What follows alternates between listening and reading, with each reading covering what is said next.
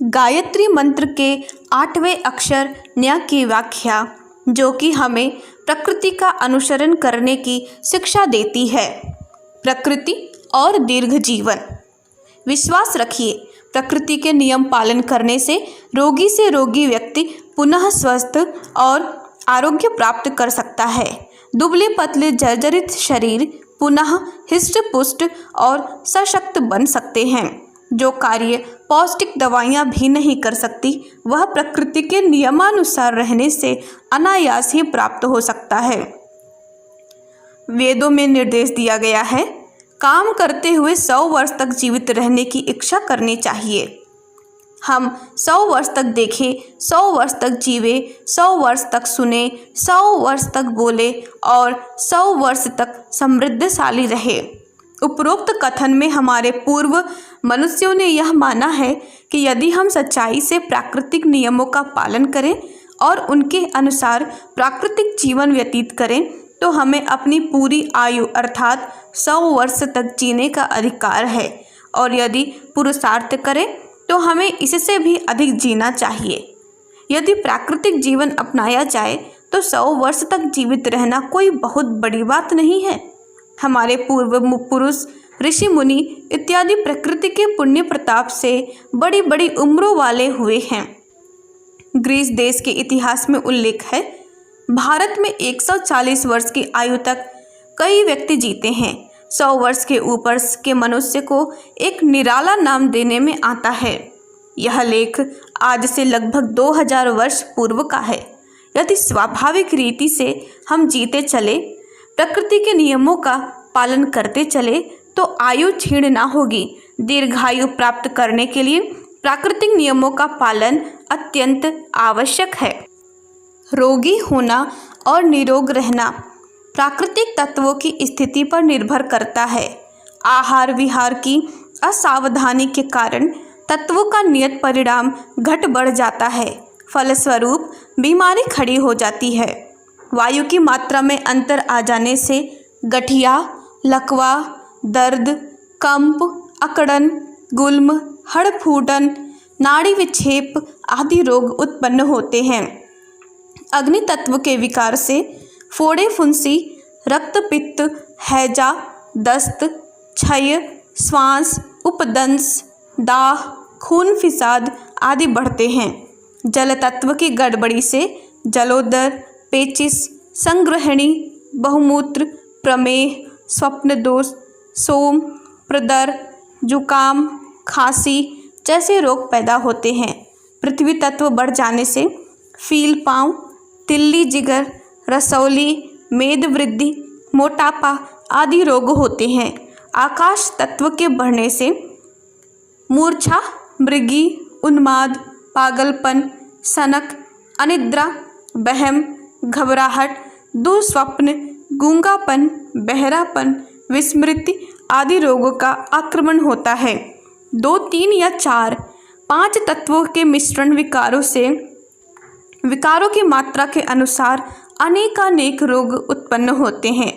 अग्नि की मात्रा कम हो जाए तो शीत, जुकाम, नपुंसकता, गठिया, मंदाग्नि, शिथिलता सरीखे रोग उठ खड़े होते हैं, और यदि उसकी मात्रा बढ़ जाए तो चेचक, ज्वर, फोड़े सरीखे रोगों की उत्पत्ति होती है। इसी प्रकार अन्य तत्वों की कमी हो जाना अथवा विकृत हो जाना रोगों का हेतु बन जाता है। शरीर प्रकृति के पंच तत्वों का बना है। यदि सब तत्व अपनी नियत मात्रा में यथोचित रूप से रहे तो बीमारियों का कोई कारण नहीं रहता। जैसे ही इनकी उचित स्थिति में अंतर आता है, वैसे ही रोगों का उद्भव होने लगता है। रसोई का स्वादिष्ट और लाभदायक होना इस बात पर निर्भर करता है कि उसमें पड़ने वाली चीज़ें नियत मात्रा में हों। चावल, दलिया, दाल, हलवा, रोटी आदि में यदि अग्नि कम ज़्यादा लगे, पानी ज़्यादा या कम पड़ जाए तो भोजन का स्वाद, गुण और रूप बिगड़ जाता है। यही दशा शरीर की है। तत्वों की मात्रा में गड़बड़ी पड़ जाने स्वास्थ्य में निश्चित रूप से खराबी आ जाती है। जिस कारण से कोई विकार पैदा हुआ हो, उसी कारण को दूर करने से वह विकार भी दूर हो जाता है। कांटा लग जाने से दर्द हो रहा है तो उस कांटे को निकाल देने से दर्द भी बंद हो जाता है। मशीन में तेल ना होने के कारण वह भारी चल रही हो और आवाज़ कर रही हो तो उसके कलपुर्जों में तेल डाल देने से वह खराबी दूर हो जाती है। दीवार में से ईंट निकल पावे तो वहाँ ईंट लगानी पड़ती है और जहाँ चूना निकल गया तो वहाँ चूना लगा देने से मरम्मत हो जाती है। यही बात स्वास्थ्य सुधार के बारे में भी है। जिस तत्व की न्यूनता, अधिकता या विकृति से वह गड़बड़ी पैदा हुई हो उसे सुधार देने से सारा संकट टल जाता है। तत्व चिकित्सा का यही आधार है। पंच तत्वों के बने शरीर को निरोग बनाने के लिए पंच तत्वों द्वारा चिकित्सा करना ही सबसे अच्छा उपाय है। इस उपाय से सुविधापूर्वक बीमारियों का निवारण हो जाता है। मिट्टी का प्रयोग। मिट्टी में विष को खींचने की अद्भुत शक्ति है। शरीर के जिस भाग को मिट्टी में डाला जाएगा उसका विकार गीली मिट्टी में खींचकर चला जाएगा। गीली मिट्टी को शरीर के किसी रोग युक्त अंग पर बांध दिया जाए और फिर थोड़े समय बाद उसे खोला जाए तो उस मिट्टी में मनुष्य शरीर का विष बहुत अधिक मात्रा में मिलेगा।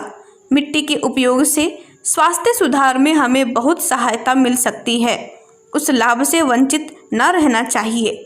निर्दोष पवित्र भूमि पर नंगे पांव टहलना चाहिए। जहाँ हरियाली, छोटी छोटी नरम घासें उग रही हों वहाँ टहलना तो और भी अच्छा है। सोने के लिए यदि मुलायम जमीन पर बिस्तर लगाया जाए तो बड़ा अच्छा है।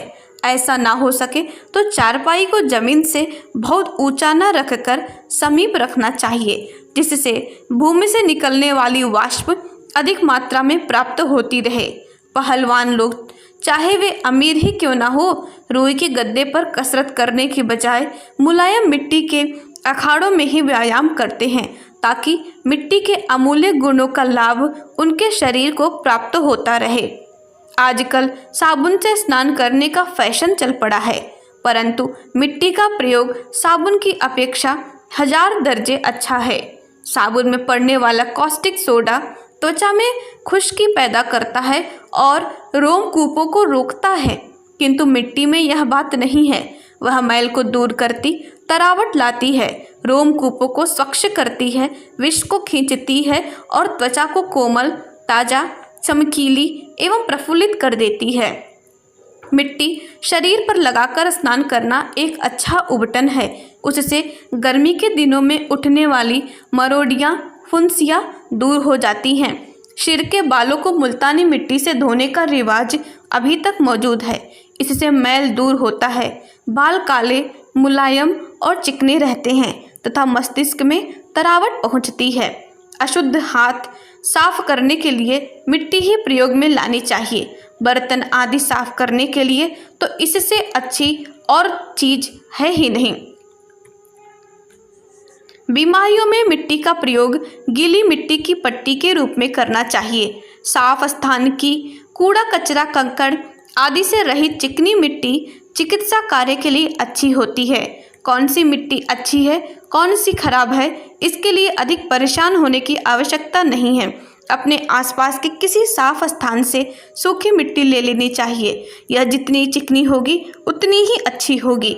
बालू, रेत या बिखर जाने वाली भूसी मिट्टी ठीक नहीं होती। चूल्हा पोतने के लिए जिस मिट्टी को स्त्रियां काम में लाती हैं और गेरू, खड़िया आदि बेचने वाले पंसारियों के यहाँ मिलती है, वह भी अच्छी है। मिट्टी को कूटकर महीन करके फिर उसे चलनी में छान लेना चाहिए, जिससे यदि उसमें कूड़ा करकट, कंकड़ आदि हो तो निकल जावे। इस छनी हुई मिट्टी में से अपनी आवश्यकता भर लेकर किसी चौड़े तसले, परात आदि बर्तन में रखना चाहिए और उसमें खौलता हुआ पानी इतनी मात्रा में मिलाना चाहिए कि मिट्टी उतनी ही गीली हो पावे जितनी कि कुम्हार की मिट्टी होती है या रोटी बनाने का आटा होता है। पानी डालकर उसे कुछ देर रखा रहने देना चाहिए, जिससे मिट्टी भली प्रकार गल जाए और पानी की गर्मी ठंडी हो जाए।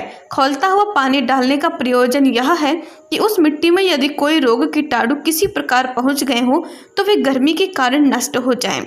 मिट्टी मिट्टी की पट्टी प्रायः हर बीमारी में फ़ायदा पहुंचाती है। ऐसा भय न करना चाहिए कि इससे ठंड लग जाएगी। यह भ्रम अनेक परीक्षणों के बाद गलत साबित हुआ है। अंदरूनी ऐसे गहरे विकार जहां तक दवा का असर ठीक तरह नहीं पहुंच सकता, मिट्टी के उपचार से अच्छे हो जाते हैं। जैसे गुर्दे की खराबी, मूत्राशय के रोग, पेट के भीतरी फोड़े, गर्भाशय के विकार, दिल की धड़कन, फेफड़ों का क्षय, जिगर की सूजन आदि शरीर के अधिकतर भीतरी भाग में होने वाले रोगों में उदर या छाती पर मिट्टी की पट्टी बांधने से भीतरी विष धीरे धीरे खिंच जाता है और वे प्राणघातक रोग अच्छी हो जाते हैं। धन्यवाद। ओम शांति। क्रमशः आगे। हमारे YouTube चैनल को सब्सक्राइब करें और बेल आइकन को दबाकर ऑल पर क्लिक करें ताकि नोटिफिकेशंस आपको मिलती रहें।